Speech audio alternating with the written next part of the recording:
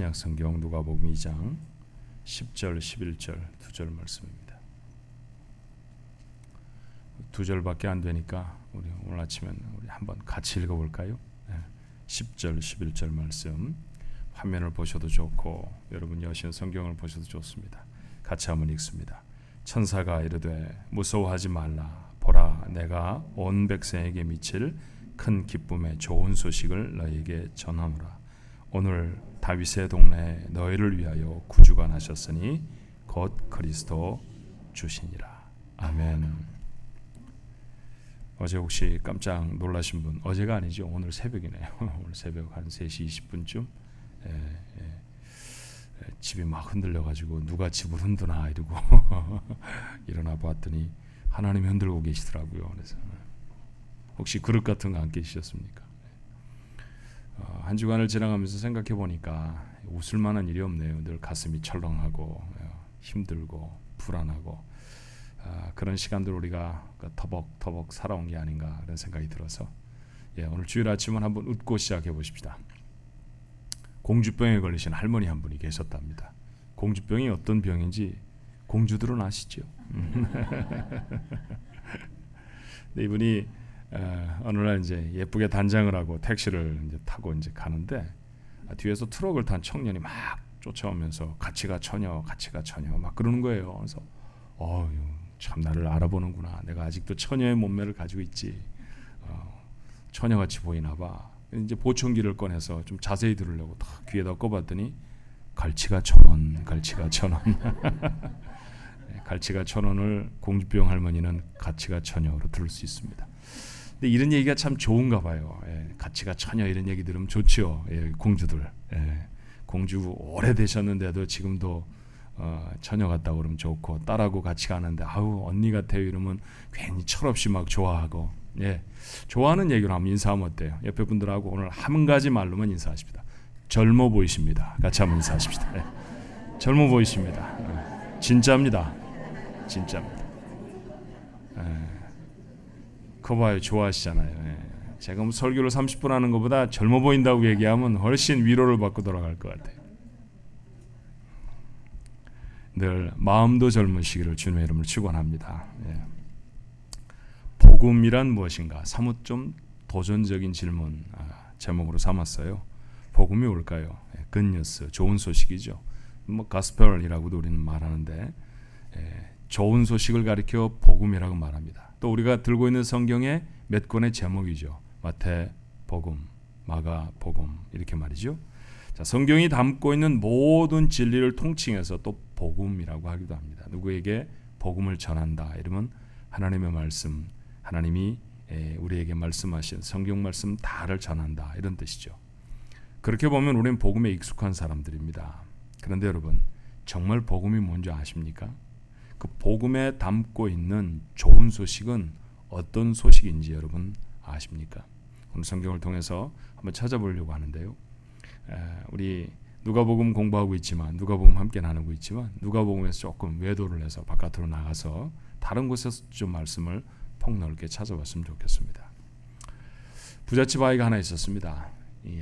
굉장히 부잣집 아이예요. 오고 가는 길에 다 자가용으로 이렇게 기사를 대동하고 학교에 오고 학교 마치면 또 가고 입고 있는 옷도 정말 공주 같은 옷 입고 있고 너무너무 좋은 집에서 삽니다. 늘 식탁은 진수성찬으로 차려져 있고 방에 들어가면 무슨 뭐 가지고 있지 않은 인형이 하나도 없을 정도로 가득 인형을 쌓아놓고 사는 그런 아이입니다. 아이들이 다 부러워하죠. 아우 쟤는 너무 좋겠다. 쟤는 부자라 너무 좋겠어. 인형을 가지고 있어서 얼마나 좋을까. 뭐 이런 얘기를 들었어요. 근데 집에 갔는데 엄마가 없습니다. 아버지하고 엄마하고 이혼을 해서 엄마가 집을 나갔어요. 아버지요? 아버지도 없습니다. 돈 버느라고 바빠서. 자, 이런 집이 천국이라고 말할 수 있습니까? 다른 건 다 가지고 있는데 아버지하고 엄마가 없는 아이는 불행할까요? 행복할까요? 이 아이를 행복하다고 말할 수 없죠. 자, 우리가 사는 곳에 모든 것이 다 있습니다. 필요한 것들은 다 가질 수 있습니다. 그런데 그곳에 하나님이 안 계시다고 하면 행복할 수 없습니다. 그런 곳을 가리켜 천국이라고 말하지 않죠. 그런 곳에 간다는 소식 듣는 것, 그거 복음 아닙니다. 그렇다고 하면 복음은 뭔가요? 하나님이 복음입니다. 하나님이 복음이에요. 자, 하나님과 관련된 무엇이 복음인가에 관해서 우리가 말씀을 좀 나눠보려고 해요. 성경이 복음, 굿뉴스 혹은 가스펠이라고 기록하고 있는 부분들을 좀 살펴보았습니다. 자, 첫 번째, 복음은 살아계신 하나님이 계시다는 것입니다. 제가 오늘 첫 번째, 두 번째 이렇게 말하기 시작하는 것은 오늘 제자훈련, 오늘 클래스로 모였을 때 설교 뭘 들었습니까? 물어보면 답할 수 있도록 여러분에게 지금 그렇게 이야기하고 있는 거 제자훈련생들은 단박에 알지요? 자, 바울과 바나바가 소아시아 루스드라에서 전도할 때였습니다. 걷지 못한 사람을 치유했어요. 한 번도 걸어보지 못한 사람인데 이 바울과 바나바가 그를 위해 기도했더니 일어나 걸을 수 있었습니다. 사람들이 깜짝 놀랐죠. 이런 일을 행하는 것은 사람이 아니다 그렇게 생각을 했어요. 그래서 바울을 제우스라고 부릅니다. 제우스는 아시잖아요, 그죠? 당시 헬라 로마 문화 속에서 최고의 신이라고 불리워지는 자가 제우스였습니다. 자, 바나바는 헤르메스라고 불러서 추앙하죠. 그런데 그렇게 자신들을 추앙하는, 신으로 추앙하는 사람들을 향해서 바울이 이렇게 말해요. 사도행전 14장 15절에 이르되 여러분이여 어찌하여 이러한 일을 하느냐? 우리도 여러분과 같은 성정을 가진 사람이라 여러분에게 복음을 전하는 것은 이런 헛된 일을 버리고 천지와 바다와 그 가운데 만물을 지으시고 살아계신 하나님께로 돌아오게 하려 함이라. 자, 바울과 바나바가 지금 하는 게 뭐냐 하면 복음을 전하고 있습니다. 그런데 그들이 전하려고 하는 복음이 뭘까요? 천지와 바다와 세상의 모든 것을 만드신 살아계신 하나님이 계시다는 것입니다. 하나님이 계십니다. 이 선언이 복음입니다. 좀 된 일인데요. 누군가를 접대하기 위해서 식당 한 곳을 예약하고 그곳에 도착을 했습니다. 근데 그 식당이 좀 외진 곳에 있었어요. 막 차를 파킹하고 음식점으로 들어가려고 하는데 아니 뭐 건장한 10대들이 막 떼를 지어서 막 달려가는 거예요. 하나가 부르르 달려가더니 또 그 뒤를 또 다른 팀이 또 막 우르르 달려갑니다. 직감적으로 야 이거 뭐 무슨 일이 있나 보다. 쟤네들이 싸우나 보다. 가만히 보니까 고등학교 학생 정도 되는데 그거 심상치가 않습니다. 그럴 때 어떻게 해야 되죠? 조용히 식당으로 들어가는 게 맞습니다. 근데 제가 여러분이 아시다시피 좀 그런 걸 보면 또 오지랖이 넓잖아요. 그래서 제가 쫓아갔어요. 뭐 어떻게 하겠다는 생각도 구체적으로 없는데 그 막 성난 아이들 뒤를 쫓아갔습니다. 아니나 다를까 식당 뒤에 호젓한 주차장에 양 팀이 맞붙는 거예요. 야, 이거 일촉즉발의 상황입니다. 정말 심각한 싸움이 생길 것 같아요. 그래서 이제 제 마음으로 갈등하고 있는 거죠. 쫓아 들어가서 얘들아 그만해라 스탑 이렇게 말을 해야 되는가 아니면 구경하고 있어야 되는가 어떻게 해야 되지? 들어가다가 맞으면 어떡해? 야 애들이 너무 많아 뭐 별의별 생각을 다 하는데 복음이 들렸습니다. 삐뽀 삐뽀 삐뽀. 경찰차가 도착했어요. 얼마나 경찰이 반갑던지 제 평생에 순경이 그렇게 반가워 본 적은 처음이었습니다. 그렇죠. 제가 왜 이 얘기를 드리냐 하면 여러분 죄악된 환경 속에서 무엇인가 어려운 일들이 진행되는 곳에 그것을 도와줄 수 있을 만한 공권력이 있다라고 하는 사실이 얼마나 안도가 되어집니까? 세상이 얼마나 거칠고 험해요. 죄악이 얼마나 광범위하게 퍼져 있습니까? 바르게 산다는 것이 불가능해 보이는 세상을 살아가지 않습니까? 그런데 하나님이 그것도 상상 속에 계시는 것이 아니라 나무나 쇠로 만들어 세운 것이 아니라 살아계신 하나님이 계십니다. 이것은 이 불확실하고 참담한 세상을 살아가는 우리들에게 얼마나 소중한 소식인지 몰라요. 미국 중서부에 미주리주라는 조그마한 주가 있습니다. 퍼거슨이라고 하는 그 중에서도 작은 도시, 그 작은 도시에 18살짜리 소년 흑인 마이클 브라운이 얼마 전에 경찰의 총에 맞아 죽었습니다. 6발이나 맞았다고 하니까 가족들의 부검한 바로 의해서는 총알이 뒷머리를 통해서 눈으로 나왔다고 하니까 아마 뒤에다 대고 쏜 모양이에요. 그러니까 과잉 방어고 어쩌면 경찰이 일부러 그랬을지도 모릅니다. 그런 일들을 들었던 흑인들이 데모를 시작했죠. 근데 그 데모의 규모가 너무 심각해서 주 방위군을 투입할 정도가 되어졌어요. 연방정부에서는 법무부 장관을 보냈습니다. 조금 진정의 기미가 보여진다고 합니다만 그 사건을 통해서 미국 전체가 두려워한 것은 무엇이냐 하면 우리가 흑인을 해방시켜 준 지가 얼마나 오래됐는데 아직도 피부 색깔을 가지고 갈등하고 있는 이 모습을 어떻게 해결할 수 있을 것인가 라는 것이었어요. 퍼거슨시에서 일어났던 사건과 같은 일들은 미국의 어떤 도시에서라도 일어날 수 있는 사건이기 때문입니다. 여러분에게 물어볼까요? 이 일은 해결이 될까요? 잘 모르겠습니다. 이라크의 순위파 무장 반군이 나라를 하나 세웠습니다. 저희들이 부르는 나라가 이슬람 국가, 영어 인식으로는 IS라고 쓰죠. 이슬람 국가라는 걸 만들어 놓고 얼마나 과격하게 주변의 사람들을 탄압하고 핍박하는지 몰라요. 그들 중에 그들에게 몇몇 미국 사람이 잡혔는데 며칠 전에 납치되었던 미국인 기자 제임스 폴리 40살밖에 되지 않은 이 사람이 무릎을 꿇혀놓은 채로 참수당하는 모습이 유튜브에 올라왔어요. 여러분, 참수가 뭡니까? 주일 아침에 여러분 설교를 듣기 위해서 좋은 마음으로 나와 있는 여러분들에게 이런 말씀드리기가 참 뭐하지만 목을 잘라 죽이는 겁니다. 목이 잘려지는 참혹한 영상이 그대로 다 담겨져서 미국인들의 눈앞에 적나라하게 펼쳐졌습니다. 미국 사람들이 경악을 했죠. 조심스럽게 다시 이라크나 또는 아프가니스탄에 군대를 파병해야 되지 않겠느냐라는 이야기가 나오고 있습니다. 이슬람 세계와의 분쟁은 끝날 수 있을까요? 회의적입니다. 팔레스타인과 이스라엘 간의 싸움은 점점 격화되는 것 같아요. 며칠 전에는 이스라엘 사람들이 폭격을 해서 팔레스타인 군대의 사령관의 아내와 아이가 죽었습니다. 사령관은 텔레비전에 나와서 지옥의 문을 열겠다라고 공언을 했어요. 이게 도대체 이게 방송을 통해서 되어질 수 있는 얘기인지 잘 모르겠습니다. 그 땅에 평화는 올까요? 예루살렘을 가지고 있는 성입니다. 평화의 왕이 사신다고 하는 곳이 지척에 있는 그 땅에서 분쟁은 끝나 보이지 않습니다. 세월이 가도 해결이 되지 않는 세월호 사건은 해결될 수 있을까요? 전 솔직히 잘 모르겠습니다. 서두에 말씀드렸던 것처럼 지진이 찾아왔답니다. 1989년에 샌프란시스코를 강타했던 로마 지진, 그 지진 이후에 가장 강력한 지진이었대요. 진도가 6이니 6.1이니 그렇게 말하죠. 그릇이 깨어지고 우리가 종종 가서 아주 즐거운 마음으로 구경하는 나파라는 곳에 다운타운은 많이 무너져 내렸습니다. 70명 정도는 병원에서 치료를 받고 있다고 해요. 자, 그런데 더 두려운 것은 엑스퍼트들이, 이 지진에 대해 전문가들이 30일 내에 5.0 이상의 여진이 올 것이라고 전망을 합니다. 이걸 어떻게 오지 않게 하죠? 지진을 어떻게 일어나지 않게 합니까? 며칠 날쯤 지진이 올 것인가 우리는 어떻게 알 수 있을까요? 우리는 잘 모릅니다. 우리는 이런 세상을 살아갑니다. 아는 것도 별로 없고 해결의 방법도 없어요. 절망스럽죠. 그런데 여러분, 하나님이 계십니다. 절망스러운 생각으로 가득 머릿속을 채우던 제게 이 설교를 준비하면서 맞다, 하나님이 계신다라는 생각이 들었어요. 그 하나님도 보고 계시지 않겠어요? 그 하나님도 알고 계시지 않겠습니까? 우리가 알지 못하는 해답이 적어도 하나님께는 있지 않을까요? 그렇습니다. 하나님이 계시다는 사실, 그것이 복음입니다. 여러분의 경제적인 상황은 나아질까요? 여러분에게 여쭤보면 여러분은 뭐라고 제게 대답하시겠습니까? 열심히 해봐야 알지요. 모른다는 얘기입니다. 아이들은 잘 커줄까요?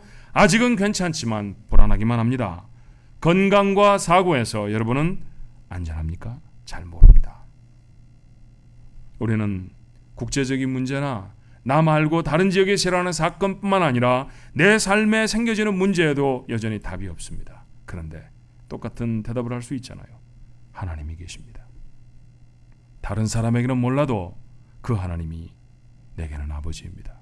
여러분에게도 그렇죠. 아버지 하나님이 계십니다. 그 생각을 하면 마음이 놓여요. 내게 방법이 없어도 괜찮습니다. 다 이해가 되지 않아도 문제가 되지 않습니다. 하나님이 계시니까 말이죠. 그렇습니다. 하나님이 계시다는 사실이 복음입니다. 살아계신 하나님이 계신다는 사실이 좋은 소식, 복음이라는 것 여러분이 믿으시기를 바랍니다. 그런데 이것만으로는 충분하지 않아요. 이것만으로는 충분한 복음이 아닙니다. 두 번째로 복음은 뭘까요? 복음은 그 하나님이, 계시는 하나님이 다스리신다라는 것입니다. 여기까지 가야 복음입니다. 바울은 로마 교회에 보내는 편지에 이렇게 썼어요. 로마서 10장 15절에 보내심을 받지 아니하였으면 어찌 전파하리요, 기록된 바 아름답도다. 좋은 소식을 전하는 자들의 발휘함과 같으니라.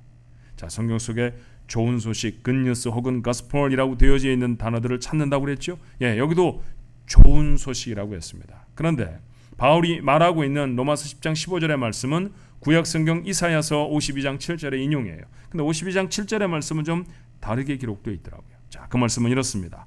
좋은 소식을 전하며, 여기도 굿뉴스죠. 평화를 공포하며 복된 좋은 소식을 가져오며 구원을 공포하며 시온을 향하여 이르기를. 자, 복음을 가져온 사람들이 말을 합니다. 뭐라고 말합니까? 네, 하나님이 통치하신다 하는 자의 산을 넘는 발이 어찌 그리 아름다운가. 무엇이 좋은 소식인가요? 살아계신 하나님이 다스리신다는 것입니다. 이 다스리심은 왕으로 세상에 오심으로 이루어지죠. 오늘 본문에서 천사들은 이렇게 선포해요. 누가복음 2장 10절로 11절의 말씀이었죠. 천사가 말합니다. 무서워하지 말라. 보라, 내가 온 백성이 미칠 큰 기쁨의 좋은 소식을 너에게 전하노라. 오늘 다윗의 동네에 너희를 위하여 구주가 나셨으니 곧 그리스도 주시니라. 자, 천사가 말하죠. 다윗의 동네에 구주가 나셨다고 말합니다. 어디에서 태어나신 게 이렇게 중요하다는 뜻이죠. 다윗의 동네, 무슨 뜻일까요? 우리가 누구누구의 동네 그러면 그 사람들이 다 그 사람들의 관계된 사람, 그런 말 아니에요. 그렇죠? 다윗의 동네, 다윗의 집 식구들이 사는 동네입니다. 다윗의 가족으로 오셨다는 것이요, 다윗의 후손으로 오셨다는 이야기입니다. 왜 구주를 다윗의 후손이라고 밝힐까요? 이스라엘에 수많은 왕들이 있었습니다. 그런데 그 모든 왕들 중에 왕은 누구일까요? 이스라엘 모든 사람이 머릿속에 왕으로 분명히 알고 있는 사람은 다윗입니다. 오늘날까지도 그들은 국기를 그려놓고 가운데 별을 그려놓은 다음에 그 별을 다윗의 별이라고 부르지 않나요? 다윗이 왕이었습니다. 다윗의 동네에 오셨다라는 말씀은 그분이 왕으로 오셨다는 말씀에 다름이 아닙니다. 하나님은 마리아를 통해 이미 이렇게 선언하셨죠. 누가복음 1장 32절로 33절에 그가 큰 자가 되고 지극히 높으신 이의 아들이라 일컬어질 것이요 주 하나님께서 그 조상 다윗의 왕위를 그에게 주시리니 영원히 야곱의 집을 왕으로 다스릴 것이며 그 나라가 무궁하리라. 다스리신다는 것입니다. 복음이 무엇인가요? 왕으로 오셨다는, 그래서 다스릴 것이라는 소식입니다. 주님의 첫 메시지에 복음서들은 모두 다 하나님의 나라가 가까웠다라고 기록합니다. 하나님의 다스리심이 임했다라는 얘기죠. 주님은 실제로 세상에 계시며 그분의 왕권을 사용하십니다. 어떻게 왕 되어진 킹쉽을 사용하셨을까요? 사단을 내쫓으시죠. 그분 앞에서 사단이 꼼짝도 하지 못했습니다. 자연을 다스리십니다. 풍랑을 멈추기도 하셨고 바다를 걷기도 하셨습니다. 왕이 아니시면 할 수 없는 일이죠. 불가능한 질병을 치료하십니다. 아니, 아예 죽었던 사람을 죽음을 물리치시고 살려내시기도 하셨습니다. 이 세상의 왕들이 할 수 없는 일이죠. 하늘의 왕만이 하실 수 있는 일들이었습니다. 그런데 하늘의 왕께서 하실 일은 고쳐주어도 결국은 또 죽을 몸을 끊임없이 고쳐주시는 일이나 엄청난 빵을 만드셔서 먹이셨어도 또다시 배고팠을 그런 빵을 만들어 주시는 것만은 아니었습니다. 그분의 백성을 죄에서 자유하게 하시는 것이었죠. 그게 정말로 왕으로 세상에 오신 주님이 하실 일이었습니다. 영원한 생명을 얻게 하시는 것이었어요.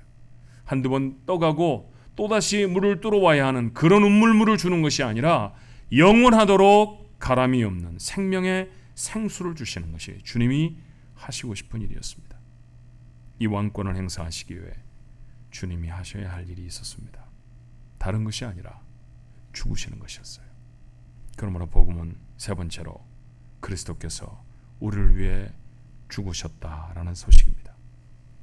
고린도전서 15장 1절로 3절은 이렇게 말해요. 형제들아, 내가 너희에게 전한 복음을 너희에게 알게 하노니 이는 너희가 받은 것이요 또 그 가운데 선 것이라. 너희가 만일 내가 전한 그 말을 굳게 지키고 헛되이 믿지 아니하였으면 그로 말미암아 구원을 받으리라. 내가 받은 것을 먼저 너희에게 전하였나니 이는 성경대로 그리스도께서 우리의 죄를 위하여 죽으시고. 복음을 전합니다. 여러 가지 진술이 있지만 가장 말미에 바울은 뭐라고 말합니까? 그리스도께서 우리 죄를 위하여 죽으셨다 말합니다. 복음이 뭔가요? 그리스도께서 우리 죄를 위해 죽으신 것이었습니다. 이것은 주님이 세상에 오실 때부터 계획된 것이었습니다. 마가가 이렇게 기록하지 않던가요? 인자가 온 것은 섬김을 받으려 함이 아니라 도리어 섬기려 하고 자기 목숨을 많은 사람의 대속물로 주려 함이니라. 아예 오실 때부터 그분은 자기 생명을 주실 작정을 하고 오셨습니다. 예수님은 생애의 마지막 시간을 제자들과 유월절 만찬을 나누시며 지나십니다. 비장한 목소리로 떡을 떼시며 잔을 나누시며 주님이 하신 말씀을 기억하시나요? 이것은 너희를 위하는 내 몸이고 이 잔은 너희를 위하여 쏟는 내 피다. 여러분 생각해 보십시오. 살이 다 뜯겨져 나가고 피가 다 쏟아져 버린다고 하면 그 살의 주인, 그 피의 주인은 어떻게 된다는 얘기일까요?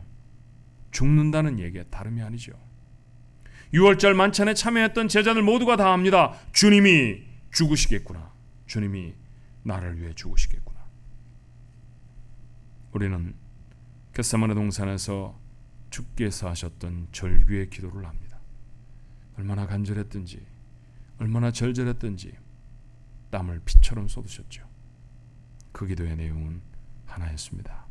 피할 수 있으면 피하게 해 주옵소서. 무엇을 피하고 싶으셨다는 말일까요?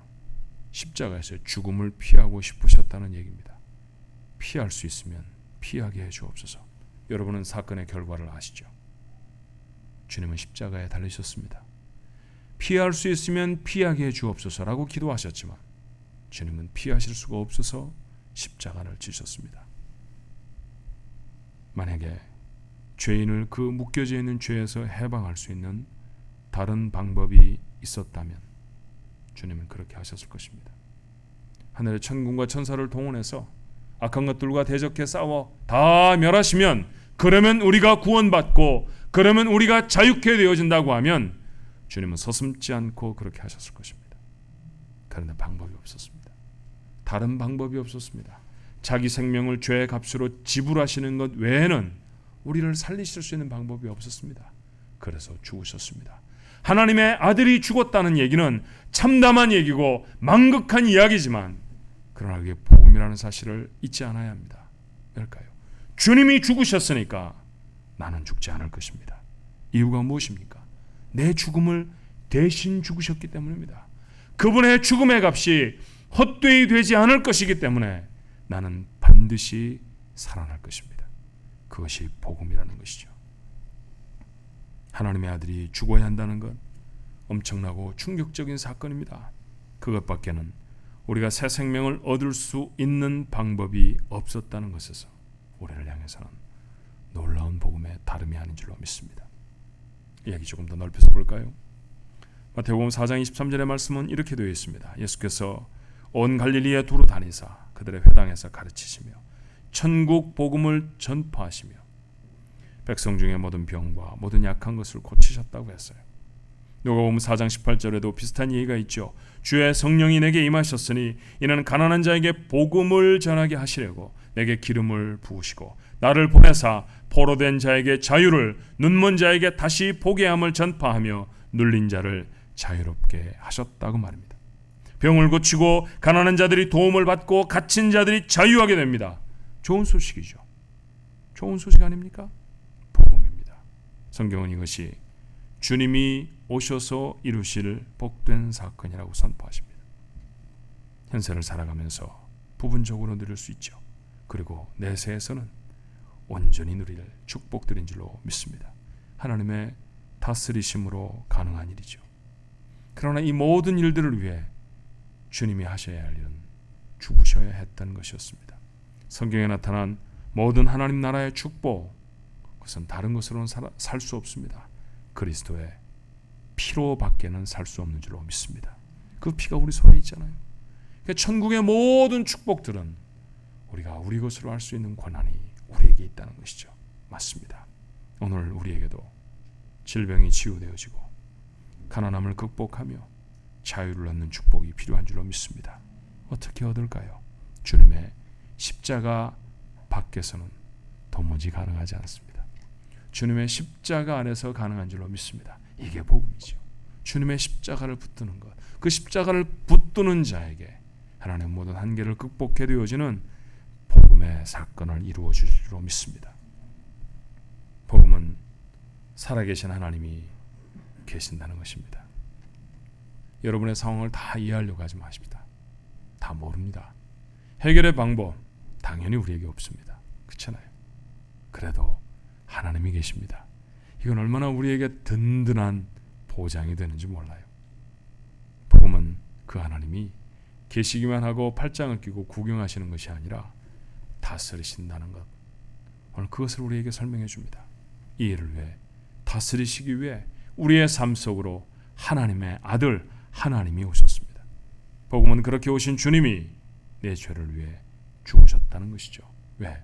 선포되어진 모든 축복을 내가 소유할 수 있도록 말입니다. 우리가 복음을 믿는다고 하면 이 사실들을 믿는 것입니다. 우리가 또다시 십자가 아래 주님의 죽으심 아래 설 때 우리 하나님의 다스림을 체험하게 될 줄로 믿습니다.